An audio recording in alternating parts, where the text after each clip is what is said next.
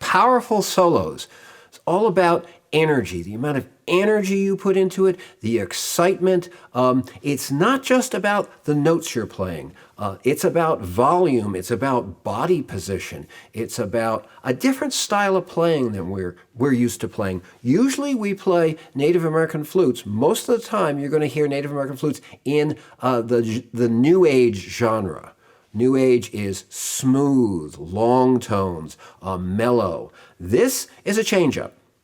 Playing powerful is an opportunity to access a whole different side of this instrument. It's also useful, if you perform, in performances to change the energy. If you want to put something different into your set. If you've done several New Age, maybe you've done some backing tracks over mellow piano, change it up and do a solo in this powerful style. And, you know, it'll wake people up. It'll make people take notice. It's really nice to do things in a different style. Wouldn't do it in a yoga session, right? Wouldn't do it in a meditation session, but it certainly can be great in performance. But even if you don't perform, it is very valuable, because if you never let anybody hear you play in this style, maybe you only play it in your practice, in your home, nobody ever hears you play. If you just try it at home, you'll expand your palette of tools. You'll expand the things you can do with this instrument, and you'll get more confident with this instrument. So we'll look at this from a traditional playing point of view. Traditional playing, the style that American Indians played on the Great Plains in the 40s and the 50s. We have a lot of recordings of that. That style is powerful style, and we'll emulate that fairly closely. That's the outline we're going to be using for this powerful solos. We're also going to be pulling from a lot of flute casts that have been done. Techniques, individual techniques, like rhythmic chirping and articulation with the tongue and runs. We're going to be pulling from other flute casts. So I'll mention as we go. And so we're going to start with the bottom note. We're going to take just the bottom note and work the bottom note as best we can with high volume, with vibrato, and we're really going to push it to the limit of what the flute can take. Now, what happens if you push it a little too far? It's going to overblow. It's going to go into the second register, and we're going to listen for that. And if that happens, we're going to try to keep the flute down on the bottom note by what I call grabbing the note back down. I can do that by, if I hear it breaking into the second register, I can take it and maybe do a little flourish, pick up a few fingers on the bottom, and maybe do a little run back down to the bottom note. So it sounds something like this, right? We're going to begin with stance, body position.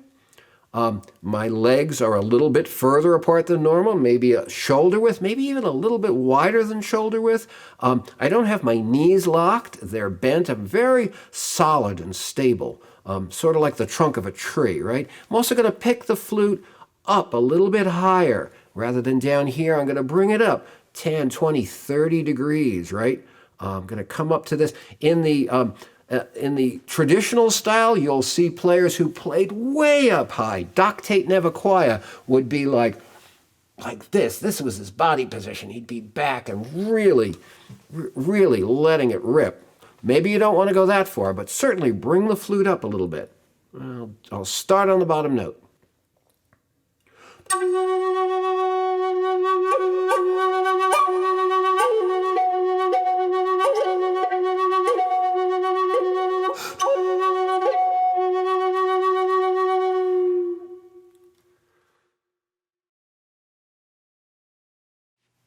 Now, from that bottom note, we're going to follow the path that many of the traditional players would play, and they would do a leap. A leap is a jump from the bottom note going very far away. Normally very often we play in stepwise fashion. The next note will be a neighbor of the note we just played. We'll move up one note or down a note. A leap is a jump much further away. It's a jump across two or more notes, and we're actually going to leap all the way to the octave note. We're going to come from the bottom note, and we're going to go to this top note in the low register. It's an octave away, right? And then we're going to come down. The third note, very often in traditional playing, is the fifth, which is the top three closed and the bottom three open. And so I'm going to do that. I'm going to shorten my first note just a little bit. I won't play it as long as I would normally play it, but I'll give you an example of this traditional melody of a leap to the octave and then back to the fifth.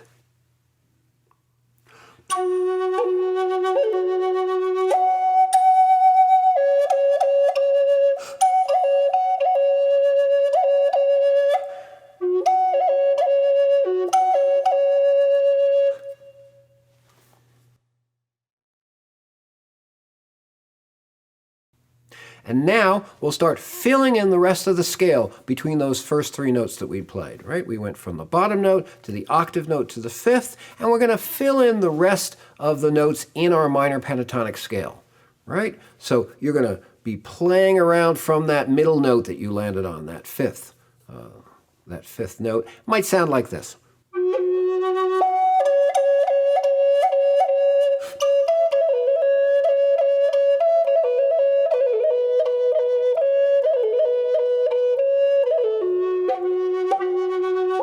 Notice I used a lot of the notes in the minor pentatonic scale, but I'm playing in a very different style. All I'm doing is adding a lot of ornaments. I'm adding a lot of finger ornaments, and I'll go through them slowly. One of the things you can do is to put a grace note in. Instead of playing, I can play. That's a grace note. I'll do it slowly. It's a little note before the note. We have a FluteCast on grace notes. If you'd like to go deep into grace notes, check out that FluteCast. I'll do the grace notes all the way down the scale.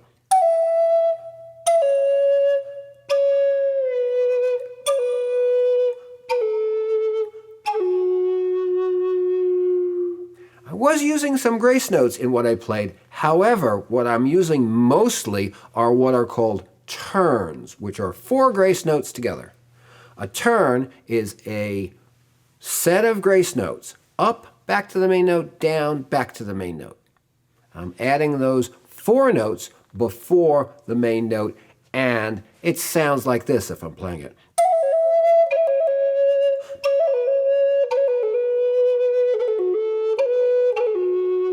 That's what it sounds like, and I'll do them slowly in a few of the positions that we have here. A turn looks like this. I believe we have we have a FluteCast on turns. You can go and look at that FluteCast. I'll do a quick review of it here. It looks like this slowly.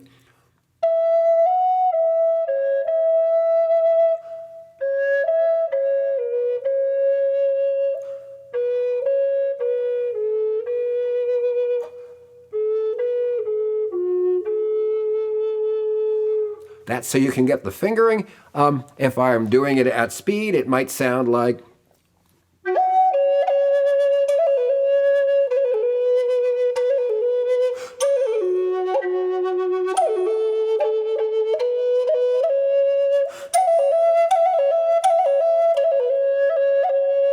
That's kind of the idea. How do you get to play it that fast? By starting out slow. The slower you play it, the faster you learn it. All of these ornaments, you start out playing them painfully slow and then gradually increase the speed. You're going to get it down like a pro within, a week. A minute or two a day for a week, and you'll have it in your toolbox. So those are some ornaments you can do. Another thing you can do, and this carries directly on from playing scales, is to play flourishes. We have a FluteCast on flourishes. Go check it out if you want to go deep into that. I'll demonstrate.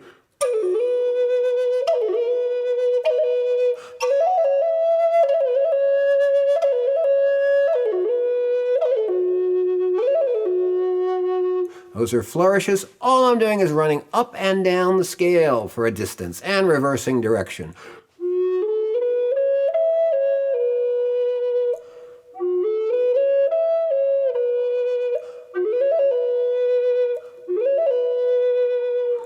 Another one might be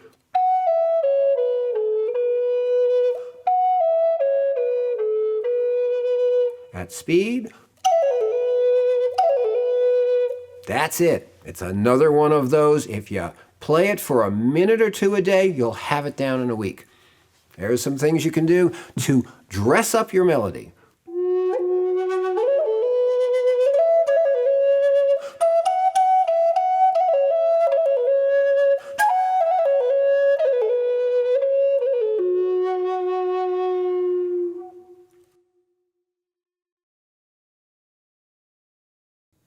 What we've done so far are to do ornaments with our fingers.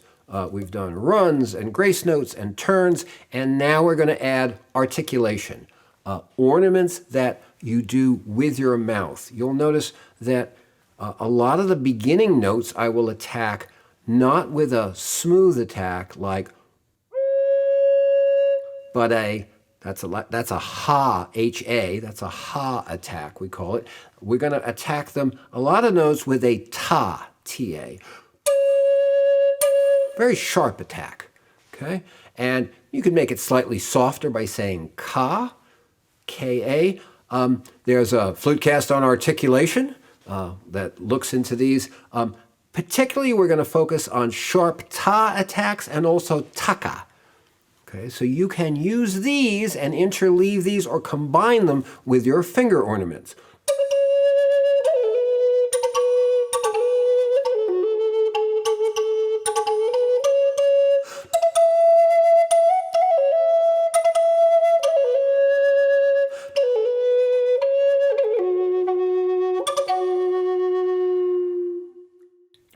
We're going to add one other technique that comes from a FluteCast, one of the early FluteCasts we did on rhythmic chirping. Rhythmic chirping is a way to introduce rhythm into your playing using your fingers. And it's very simple. It looks like this.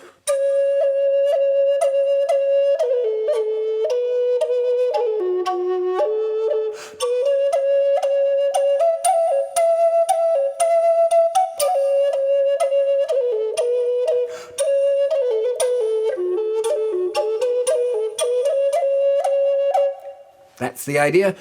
Rhythmic chirping, you could even introduce that rhythmic style in the middle of your powerful piece, your powerful solo. You can maybe start without rhythm, just a very powerful but not necessarily a rhythmic melody, and then introduce this in the middle. And that could be your B part. Remember A-B-A, there's a FluteCast on A-B-A. So you can make an entire piece by doing it without rhythm and then introducing in the middle a rhythmic section, like I just played, using rhythmic chirping, and then go back to your original A style without the rhythmic chirping.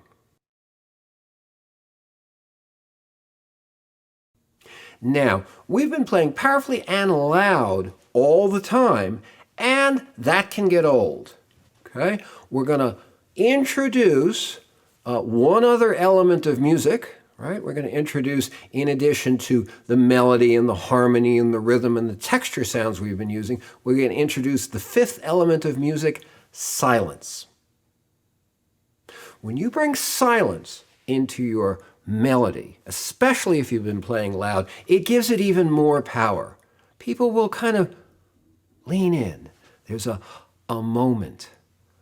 Keith Jarrett is famous for saying, silence is the potential from which music can arise. So if you're playing loud all the time, that's one thing. If I'm talking all the time, that's one thing. But in the middle, if I stop, it's another thing that will draw people in and listen. Might sound something like this.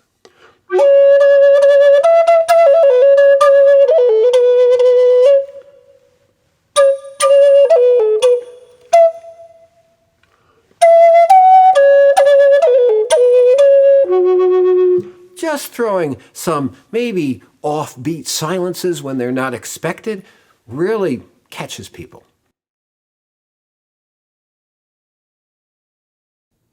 And now we're going to take the minor pentatonic scale we've been playing and change it into a different scale, a scale that was often used in traditional music, by changing one note. It's very easy. The bottom notes are exactly the same, right? We're going to put up the scale up over here. The bottom notes are the same. And the next note, we're going to pick up this third finger from the top rather than this second middle finger, okay?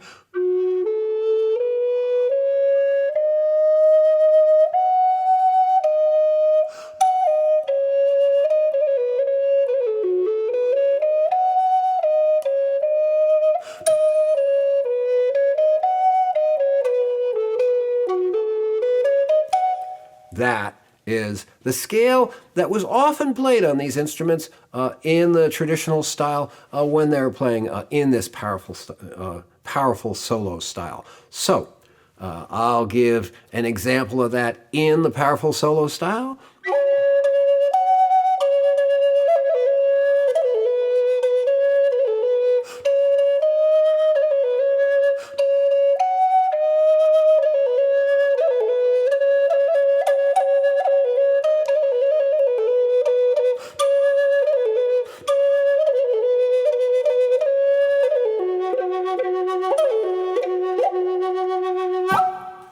Notice I added with the pop at the end. There's a FluteCast out there called Pops and Clamps. Go check that out if you'd like to learn that pop ornament, which is often used at the end of traditional melodies. If you like this video, actually, if you think that other flute players might benefit from this video, click the like button down underneath the video. If you would like to hear about these videos as they come out, we typically put them out once a month. This is the 56th FluteCast. There's 55 other FluteCasts out there. If you'd like to hear about them as they come out, click the subscribe button. And if there's a bell down there, click that as well and you'll be notified. If you want to see all the FluteCasts, we have a site called FluteCast.com, FluteCast.com. You can go there and there are buttons that take you directly to the 56 FluteCasts that are out there now. So we hope you enjoy this. We hope you enjoy this series. And we hope you keep on watching. And it would be great if you could find the time to join Vera and I and our friends at a workshop. Hope to see you.